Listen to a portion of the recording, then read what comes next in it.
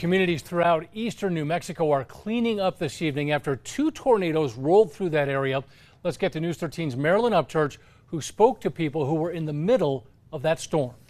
That massive storm dropped tennis ball-sized chunks of hail in and around Clovis and also downed power lines and trees, and the continued threat has nearby Cannon Air Force Base relocating aircraft. And I'll never forget, the lightning was incredible, and all of a sudden all these farmhouses out in the distance, all the lights pitch black. Donald Thompson from Houston, Texas was driving through eastern New Mexico Tuesday night when the intense storm forced him to stop in Clovis. We knew it was a big storm coming in. We got into Clovis and said, let's stop to eat here, and I'm glad we did, because if we were on the road for that, I don't know what would have happened. Stormy weather has led to spectacular sights in the area throughout the week, with this footage showing powerful lightning near Portales.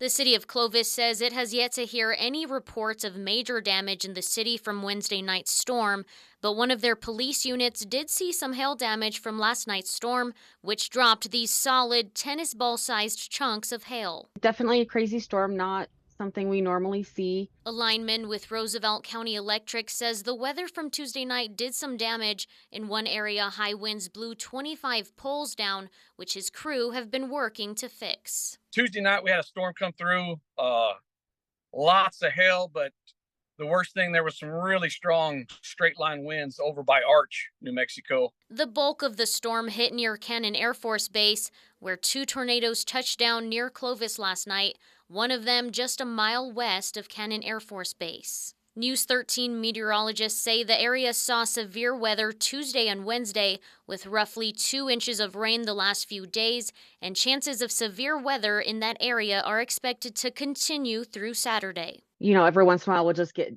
a single day where we have weather, but having a full solid week where it's night after night is not normal.